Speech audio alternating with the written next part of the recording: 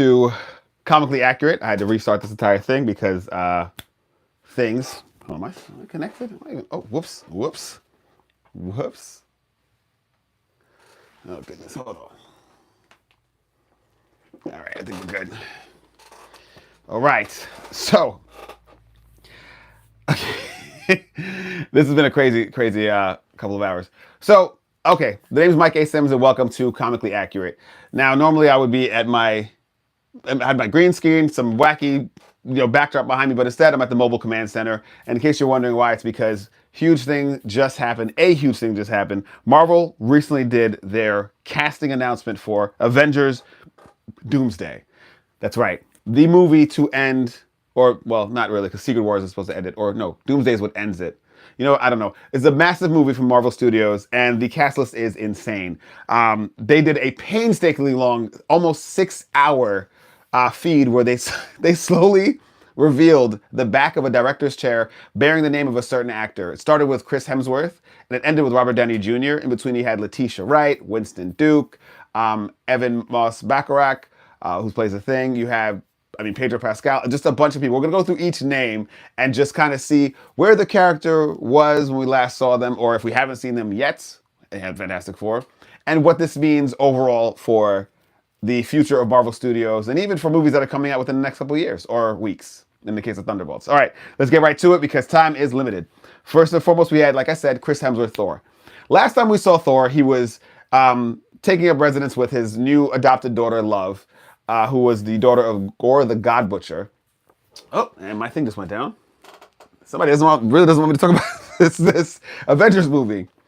Anyway, so Thor, his last outing, Love and Thunder, of course, where he ended up being the adopted father of Love, was not the best, in my opinion, Thor movie, or the best use of the character. Now, I still love Thor. I love his character arc. I actually have a video up on this channel with my brother-in-law detailing exactly why. I just realized I'm on the wrong channel. I'm on the Mike A. Sims channel, but doesn't matter. Detailing why Thor was the strongest Avenger. So, now most of his circle from the original crew is pretty much gone or retired. Captain America's gone. Black Widow passed away, of course. Bruce Banner is, I don't know where he is because he doesn't seem to pop up anywhere. Hulk attacked the White House and he was nowhere to be seen. His ex-girlfriend popped up, nowhere to be seen. Iron Man passed away. I think that's the original one, right? And Hawkeye is hearing impaired now. But still, I don't know. He passed the mantle to someone else. So I don't really know what Hawkeye's doing. He's just probably being a family man. So it's going to be interesting to see where Thor stands right now. But yeah, up next we had Vanessa Kirby, aka the Invisible Woman. Now, Fantastic Four First Steps at time of recording hasn't released yet. That's going to be in July. So we don't really know much about the character. From the voiceovers and with the limited interactions that we've seen with her and the rest of Marvel's first family, she seems very strong-willed. She seems very smart. She seems like the heart and soul of this family. So it'll be interesting to see where she is at the end of this movie, Fantastic Four First Steps, mainly because they're in an adjacent universe. They're not in the main Marvel 616 universe. They're in a retro-futuristic 50s-based universe. So it's going to be very interesting to see if their universe does end up collapsing, be it through through Galactus, or through an incursion, whatever may happen, to see where they stand when Doomsday begins. Will this be a battle world situation like the comics, like the Secret Wars comics? We'll talk about that a little bit later. Yeah, up next we have Anthony Mackie as Captain America. Now, I just saw Brave New World. I loved it. I did not like that people were focused so much on the movie that didn't happen as opposed to the one that did, because a lot of the discourse that I saw online was based around, oh, this is a green screen, shot or whatever, and they had to do reshoots, and Seth Rollins was supposed to be in it, and he's not in it anymore, and they had this whole different plot. Okay, but that's not the movie that we got, and the one that we did, if you focus on it, personally, I did like it. I liked it. I thought it was, for what they had to go through to get it to where it was, I thought it was a fantastic movie, honestly. Now, could it have been better? Everything could be better. Life could be better. Cars could be better. This could be better. But when you make usage of the tools that you have to that extent and make it work, I think that's an admirable thing. And so I love that movie. So it'll be interesting to see if he put together his team of Avengers, who's on it as the Doomsday begins, because this is after Secret Wars. So did the Avengers try their best? Did they fail? Is he the last of his new team? Who knows? Up next is Bucky. Now, I love Sebastian Stan. Loved him in Hot Tub Time Machine, one of my favorite comedies. If you have not seen it, he's the bully in Hot Tub Time Machine. He's hilarious. He's amazing. But this is about Bucky. So Bucky, he's one of those characters where I kind of, at this point, take him or leave him. Like he's almost like Rhodey used to be, where he pops up randomly. Remember, Rhodey popped up in Captain America and sorry, Falcon and the Winter Soldier. He popped up in Secret Invasion, where he was a Skrull. Spoiler alert! I know you didn't watch it because I didn't watch it. He would just pop up randomly, like Rhodey would just be there for a little bit. And that's what Bucky's becoming now. He popped up in Brave New World, and he's in Thunderbolts. And I love Sebastian Stan, but like Bucky, I mean, put in the comments below, would you guys want to see a standalone Bucky movie? Not one where he became Winter Soldier, like now. Because he's about to be a congressman. Again, spoiler alert. So I don't know where Bucky's going to be when this begins. Maybe he joined Cap's Avengers, but if he's a congressman, I can't see him doing that. But then again, who knows?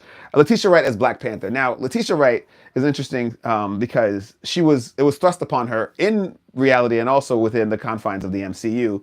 Because unfortunately, Chadwick Boseman passed away, as we all know. He was amazing. He was incredible as Black Panther. He's an incredible actor overall, and he is truly missed. And Letitia Wright had the unenviable task of having to take up the mantle after his passing, both as a character and also as an actor. And I think she did a great job. You can tell her grief was palpable through the screen during the entire movie. It was something that you could feel. That she wasn't just playing a part of someone grieving the loss of a brother. It was a person grieving the loss of someone who was close to them and having to persevere in the face of that grief. And so her character, which in the confines of the MCU, being the last of her lineage, besides T'Challa's son, who she just met, is the Black Panther for the foreseeable future, unless Marvel decides to age up and do a time jump like they did between Infinity War and Endgame, where it was 5 years because of the blip. If they do something like that, where, Secret Wars ends with Battle World being created and then Doomsday begins 10 years later, then yes, you could have T'Challa Jr. become Black Panther. But I feel like, for the sake of the character, they might just keep it as Shuri and have her continue on. Paul Rudd as Ant-Man. Now, Paul Rudd as Ant-Man is also an interesting case because he basically defeated Kang. Because Kang was supposed to be like the main bad guy, the multiverse saga. Then the whole thing with Jonathan Majors. If you don't know, you can look it up. It's Google. It's 2025. That's what everybody does to win arguments. So he defeated Kang. Ant-Man defeated Kang. Now you can say the ants thing, and again, I did appreciate what they were trying to do because an advanced civilization, even if they are ants, would be able to develop technology based on quantum and time loops and all that kind of stuff, time warps and all that kind of stuff. Fine. I like it. I like weird stuff in movies where just don't use time travel with me. I know Endgame did it, and I gave them a pass, but if I hate time travel. Time travel in dream sequences, don't do it to me. Don't do it. Anyway, but Paul Rudd, Ant-Man defeated Kang. So where does he stand now? Where does this character go from there? I mean, he has Stature, his daughter, or whatever she's going to be called, and he has the Wasp, who I think retired. I know the actress Evangeline Lilly wasn't too keen to go back to the acting world for the foreseeable future. So will she be in it, or will this just be Paul Rudd? I mean, I feel like they're still going to announce more actors for Doomsday. I feel like they're going to announce every actor in Hollywood. I might be in it because I've been in some movies. Who knows? Maybe I'm in Doomsday. But all jokes aside, I think Ant-Man has earned the right to be considered a legacy character at this point. He's been in more than enough, Marvel movies, 3 of his own, plus Avengers movies and things of that nature, that he's an asset to the team. And I can't wait to see his character interact with the newer ones. We have Wyatt Russell, son of Kurt Russell, a.k.a. Ego from the second Guardians of the Galaxy movie, playing the U.S. agent, the fallen Captain America. Now, this is a spoiler because it tells us that he's going to survive the events of Thunderbolts, which I think we kind of figured anyway. But this character, I feel like, is cannon fodder. I feel like some of the more, not lesser known ones, but I mean, he originated in a Disney Plus show. He's going to be in Thunderbolts as an ensemble cast. He's going to be in this as an ensemble cast. I don't see a U.S. agent movie ever coming out, not even a TV series. He's a great actor, and the character did have an amazing arc, but I feel like for his arc to come full circle, because the thing in Hollywood where if a character does an unspeakable act, such as, murder or something of that nature, they do eventually have to suffer penance for it. And if they don't, it's kind of like the audience feels cheapened. It's just a storytelling technique. Please don't blame me for this. So I feel like U.S. Agent is not going to be long for this world. I feel like a lot of people, honestly, I feel like everyone's going to die. Doomsday. I just have this sense of dread about this entire movie. Not because it's going to be bad, but because I feel like every hero is truly in jeopardy. Even the ones that we've had since 2012. So, I don't know. U.S. Agent might just be cannon fodder. Then we have Tina Huerta Mejia finally coming back as Namor, who was, in my opinion, the breakout star of Wakanda Forever. And I love Letitia Wright, and I love the actor who played Riri Williams. And love Angela Bassett, of course. And she should have won the Oscar for that. She should have won the Oscar. But out of all of them, Namor was amazing. He was done justice. Now, Namor in the comics is a little more arrogant and way more like cocky. Actually, he's way more arrogant and cocky. He's an anti-hero because of the fact that like his pride and his will are so strong that you are not going to convince Namor that he's wrong. So now I'm hoping that, you know, him being in Avengers Doomsday will be that character's true coming out where he's like, no, I'm not going to sit back and take this. I'm going to go at war with the surface, but I'm going to go at war with whoever's trying to take over the planet. Because Namor, if nothing else, is a very, very proud king, like I said. So this character being in this movie has me thinking that he's going to be one of the ones who will be on the front lines without question. Then we have Ebon Moss-Bachrach as the Thing. Now, again, similar to Invisible Woman with Vanessa Kirby, we don't know what this character is going to be like. Now, he was amazing in the first, the first part of the trailer. He was the first part of the trailer, in my opinion. He was incredible, and I love the actor. That was a nod to the Bear with his cat with the Thing testing the excuse me, testing out the sauce and say, put some garlic in it. Like, come on, come on. You're not going to have this guy who's known for this show about cooking immediately begin this trailer cooking. Like, come on, a little on the nose there. But I think, if he's similar to the comics, it'll be a fun dynamic having him be around some of the more lighthearted heroes, if I could say it that way, because the Thing is a bit of a grump, but he has a heart of gold. Ben Grimm, being quote unquote the monster of the team, has always had to deal with, the way he looks. He's made of rocks and, all that kind of stuff. And that's also why Reed tries so hard to make the Fantastic Four seem relatable and seem normal. Even in the trailer, we have dinner once a week, all the time, blah, blah, blah, blah. We're a family. Look, we're just like you guys. Yeah, I stretch and she's invisible and he goes on fire and he's a pile of rocks, but we're just like you guys. So I think having Ben Grimm and the Thing in this is going to be very interesting. Let's speed this up a little bit. We have Simu Liu, Shang-Chi finally coming back. Now, they should have had an Avengers movie in between with Anthony Mackie leading the team, Shang-Chi on the team, even the Elena Boleva, if you want to. I'm sorry, Black Widow's sister. I got her name wrong just now, and I have it in front of me. They could have had an Avengers movie in between. They could have done a lower tier villain, maybe like Annihilus. Well, he's kind of up there, but some Avengers villain who wouldn't have like really gotten too much in the way, and just to have an Avengers team established. So now when we go into Secret Wars and Doomsday, we know who the Avengers actually are. Because right now, if you would ask me, I'd be like, I don't know who the Avengers are. It's Anthony Mackie and General Ross asking him to do it. So I said Anthony Mackie, Sam Wilson trying to do a team. So Simu Liu, I'm so glad he's back because this movie was incredible. We should have had a Shang-Chi 2 by now, but we didn't. But instead, we're getting him back in Doomsday. I would like to see him before then, but beggars and choosers and all that. And we have Florence Pugh, Yelena Belova. What is wrong with my pronunciations right now? Doesn't matter. This is a character who's been all over the place. So while it's good to see her because she's a fantastic actor, it's not really as shocking and jarring as some of the ones that are coming later. But it's good that she's back. But again, spoiler, I guess she survives the events of the Thunderbolts. Then we have Lewis Pullman as the Sentry. Now the Sentry is either, I don't want to spoil it for you, but either he's going to be a situation for the Thunderbolts. So this also shows me that he will survive. Now, the Sentry as a character has two sides of him. He's the Sentry, and he's also the Void, which is the Sentry's evil half that is unstoppable. Imagine an evil Superman. And the Sentry is just imagine Superman.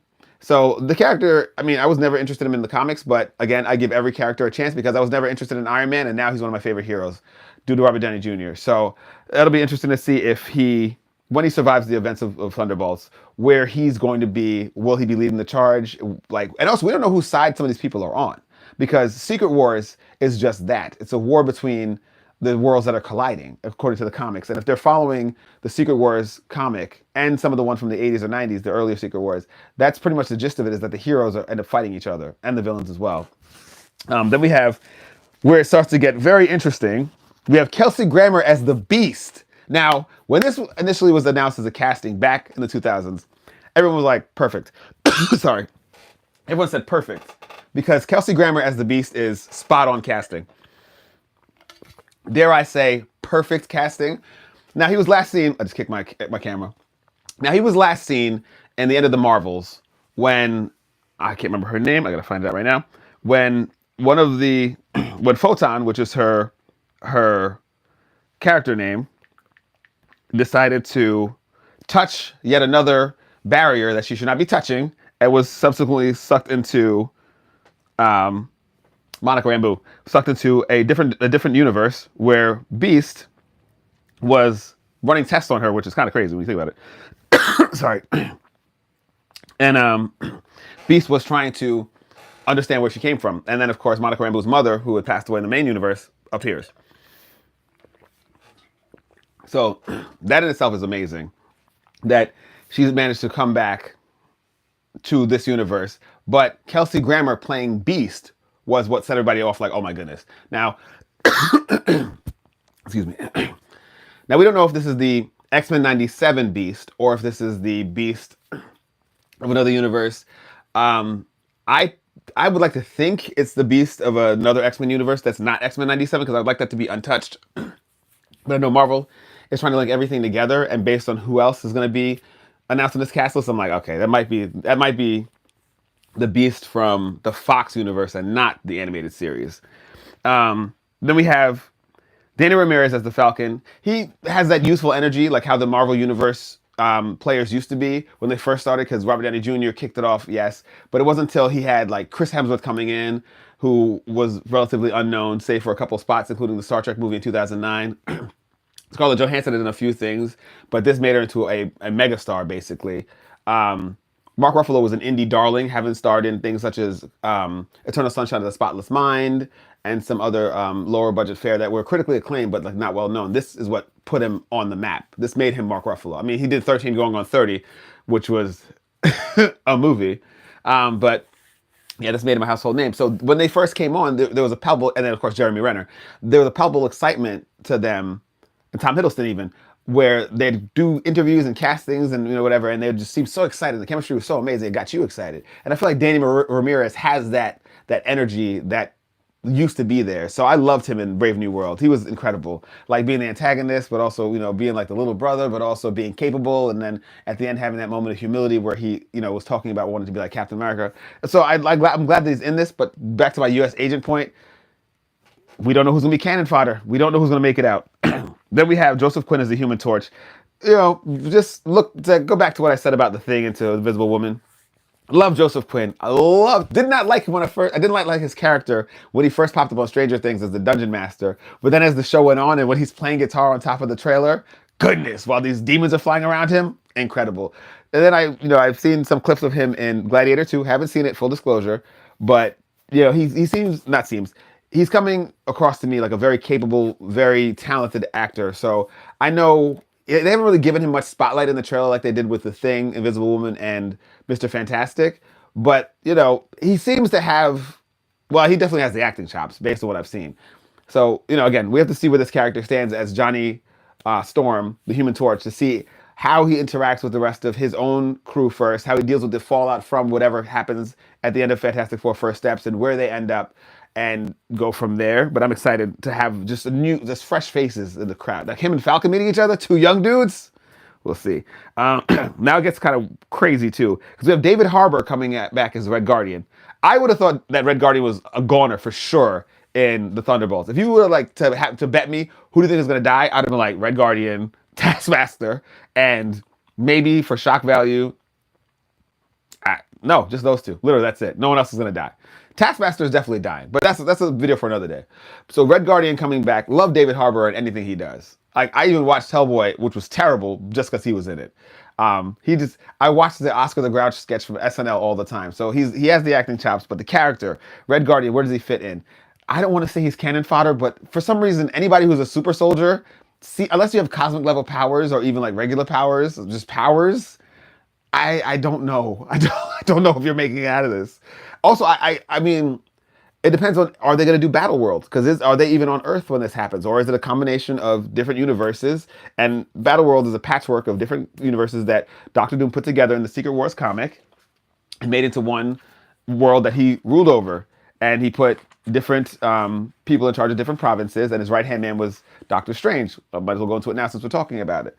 And the Russo brothers, who are directing the, Avengers, Secret Wars, and Avengers Doomsday, have referred to this comic, as well as the 80s one, which was more about the heroes and villains being put onto a planet by the Beyonder to just battle each other for no reason, for toys, basically. So they were inspired by both of these stories. So if that's the case, and Doom is being brought back, or being brought to the forefront by Robert Downey Jr., in my opinion, I believe that they're going to be on Battle World. So where does Red Guardian fit in on this? Is there some sort of section where all the super soldiers live together? You know, I mean, how does this character? Because this is a cosmic event. Really, Doomsday is about incursions, and at the end of the day, I mean, Red Guardian's just a super soldier. So, but we'll see, we'll see. Going on, that brings me to, and the same feeling I feel about M'Baku, played by Winston Duke.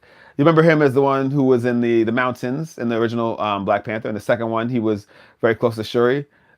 He basically runs the ape tribe. In the comics, he's known as Man Ape, and he's usually a villain of Black Panther, but they've repurposed him for the MCU to be a hero. Winston Duke's a phenomenal actor. I mean, love the man. So his character, though, is Wakanda under siege. Does Doom make a play for Wakanda? Is that where he gets involved? Because again, is Battle World, did it preserve Wakanda when he put the pieces together? If Battle World's a thing. Again, we have to wait and see. We have Hannah John Kamen as Ghost again. So I guess Ghost survives the Thunderbolts. She's also interesting because she has the quantum powers that make her phase and disappear, which she has a control over now. Now, is she going to be? Is the Thunderbolts just as a team going to fight against Doom? Is this a last stand situation where you have Bucky, Yelena Belova, Red Guardian, Ghost, and U.S. Agent as the Thunderbolts trying as a team? Like, is that what this is? Are they introducing the teams that are going to fight Doom? Similar to like when all the teams fought Onslaught, who was a character from the comics, it was a villain, evil part of Professor X's psyche, who they had to battle, and all the teams had to come together, fight him, and then they threw themselves into his particles and disappeared for a while. Comics are weird. So is that why she's here? Is the Thunderbolts as a team going to try to stand up to Doom? Or is her character going to be an actual thing? Now, next we have Loki, Tom Hiddleston. Now, when we last left Loki, well, there's like different timelines of Loki's. Our Loki was killed by Thanos. our, Now, our Loki was killed by Thanos. Thank you for the like. Our Loki was killed by Thanos. But Loki, the series, spoiler alert if you didn't watch it, which is a phenomenal series, he ended up being the god of stories because he's holding together the multiverse, as it were. Now, if the incursions are happening, that means that Loki is aware of it because these universes are colliding into each other still, which means that his plan to hold on to basically become Yggdrasil, the tree of life in Norse mythology, isn't working. Something's happening. Maybe he was attacked by someone. Maybe Doom attacked him himself because now Doomsday is after Secret Wars. So that would mean that in the Battle World situation, that Doom would have had to take out Loki, which is similar to in the comics when he took out Molecule Man.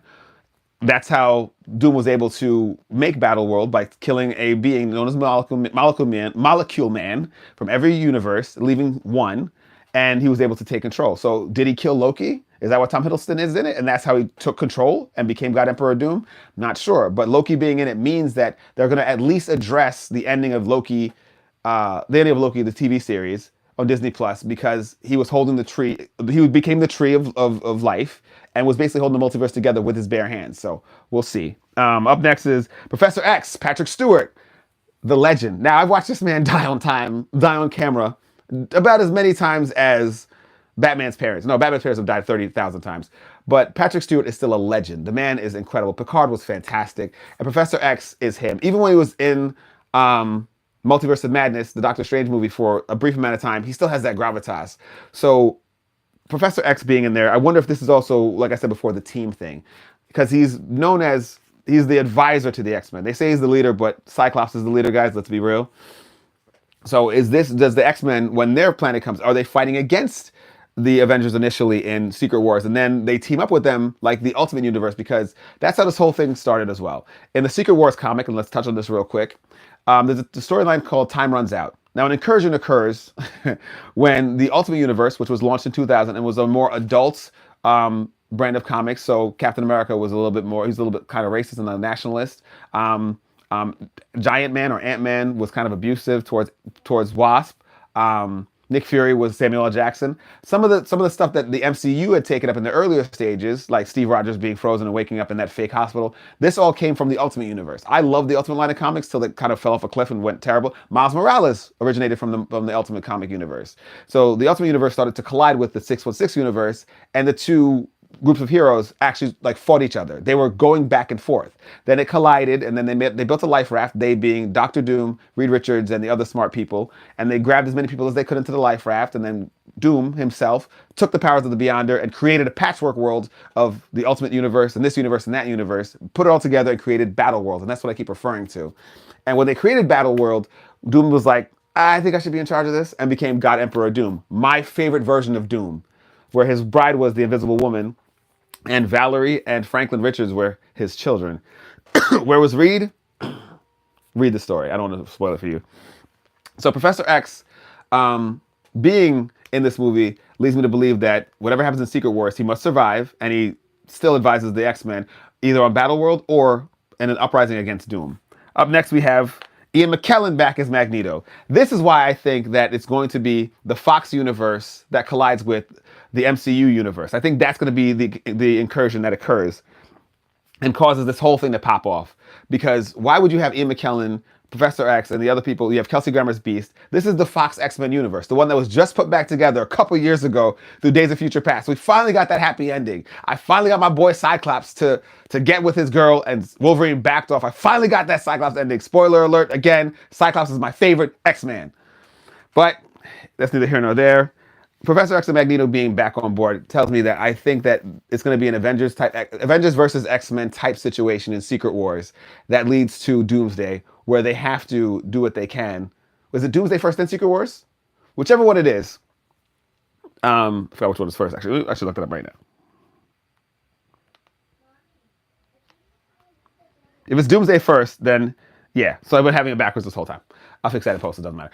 Yeah, Doomsday has to come first because they're production now. So Doomsday, I believe that it's going to be an X-Men versus Avengers event or situation, and that is where, because I mean, unless they make Battleworld at the end, so that could still be a thing. That's where they stand either against the Avengers and then against Doom and they fail, or they stand together against Doom and they all fail. But either way, I believe that a lot of people are, these teams coming together to battle against Doctor Doom is going to lead to a bunch, I think a lot more tragedy than when they went against Thanos. And then we have, where was I? Alan Cumming coming back as Nightcrawler. I forgot what his name was, but he never actually said it in X2. He almost got close to it. Alan Cumming is another fantastic actor. He was the breakout star of X-Men 2, X2, X United. Nightcrawler was like the special effects, the makeup, everything was spot on. The accent, everything. Kurt Wagner was amazing. Like that's Nightcrawler's real name. I think that's his real name. It's Kurt something. But he was amazing. And unfortunately, he didn't reprise the role. Now, they did have another actor portray Nightcrawler in the prequel series. I think it was X-Men Apocalypse he appeared in. He was good as well, but like it was just, I wish that that Nightcrawler would have made an appearance in X3. As terrible as that movie was, it would have at least given something for us to root for. Then we have Rebecca Romijn coming back as Mystique. This is a character that I could take or leave, especially when she became the focal point of the series later on, when Jennifer Lawrence took on the role and subsequently became an A-list actor. And they were like, well, let's just, the same thing they did with Hugh Jackman, where Hugh Jackman took on Wolverine, became an A-list actor, and they were like, now the whole series will be about Wolverine. They did the same thing with Mystique. Now the whole series will be about Jennifer Lawrence. And it was like, by the end of it, she was so sick of it. She was like, I'm not doing the makeup. Just kill me off in the first 5 seconds. Again, spoiler alert. I should call the channel spoiler alert. Now we have my favorite thing, James Marsden as Cyclops. I love James Marsden. I love him in Hop. I love him in all the Sonic movies. Loved him on 30 Rock. Loved him in Gossip back in the day. I loved him in 27 Dresses. It was a disservice when they murked him in the first 3 minutes of X-Men 3. I was furious. I almost walked out the theater, but I already paid for the ticket, so I had to stay. But I was furious because because Cyclops deserved better than that. Cyclops he's the X-Men. X-Men 97, the updated version, they got Cyclops correct. They know how to handle Cyclops. My dude jumps out of a plane, uses the optic blast to slow his landing down, stands there and says, "To me, my X-Men." That's the equivalent of Avengers Assemble for those of you who don't know. It's kind of a weird line, but it gets me excited. So I'm so glad that he's back. And I think he'll be leading the team either against the Avengers or against Doom. Who knows if he ends up on Battleworld. I'm speaking of Secret Wars and Doomsday as one movie because they're shooting them back to back, so I might as well at this point. And I kind of got them confused in the beginning, but either way, it's like 1-2-part movie to me. Channing Tatum being back as Gambit. Now, is this the Gambit that we met in Deadpool and Wolverine, or is this a Gambit who's in this X-Men team? Because he never came in the series, in the original line of movies. So we don't know if that's the Gambit that we met. Because remember, at the end, I don't know if you guys saw the deleted scene. They had the Doctor Strange ring, the sling ring, open up a portal, and he's looking up at it, him being Gambit, Channing Tatum, and then it cuts. So did he make it to an X-Men universe where his X-Men were? Did he, it was very silly and very tongue-in-cheek because he said, never had a dad when they were talking about like where they came from and never had a world or whatever. So he's acknowledging the fact that his character didn't really have anywhere, or maybe he was born in the void. So I think he'll be a part of the X-Men team regular, and they'll just kind of make it so he was just always with them. Then we have Pedro Pascal as Mr. Fantastic. Now, Pedro Pascal, who his world domination of all pop culture IPs, literally Star Wars. He got the video game industry with Last of Us. He has Marvel with Mr. Fantastic. I feel like, what else does he need? He should be in the Muppets eventually. What else is a very big IP? I mean, the man literally, and you know what? I want him everywhere. I want Pedro Pascal everywhere. If they made Pedro Pascal cereal, I'd buy it. And I don't even like cereal. If they made Pedro Pascal jeans, I'd be wearing them. And I hate jeans. If they made, okay, you get the point. But Mr. Fantastic, now as a character, has always been the smartest man I keep touching my microphone, in the Marvel Universe. He was a part of the reason why Secret Wars ended the way it did. And I don't want to spoil it for you. You guys should read it on your own.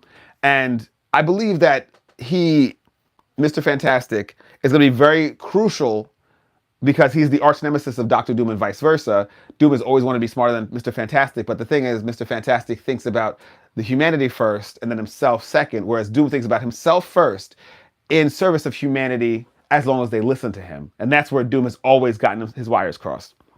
So I feel like having Pedro Pascal face off with Robert Downey Jr., I almost ceased to exist just now. I had to bring myself back to reality. I blew my own mind just now. If I was watching this channel, I would have blown my mind. But yeah, Mr. Fantastic will be very crucial to Doomsday. And last but not least, Robert Downey Jr. as Doom. Now, I don't want to touch on this one too much because there's been so many videos about it. But my personal opinion about it is that I'm curiously optimistic while also being cautious. That was such a diplomatic answer of nothingness that as I said it, I was like, this is so non-committal. Who just messaged me? Don't message me. I'm busy right now. It was so non-committal. So I know as I said it, I was like, yeah, you're not going to say a real answer. So I'll be blunt, because comically accurate is about being real and being open. So I don't like it, mainly because I love Doctor Doom as a character, and using him as wait, he has the same face, like a reveal of like, it might as well be like, I'm Tony Stark's evil twin. Like, oh no, wait a minute. Wait, you look just like the guy who used to be a hero. Okay. It's like time travel. I don't want to say it's a lazy storytelling technique because we don't know how they're going to play it.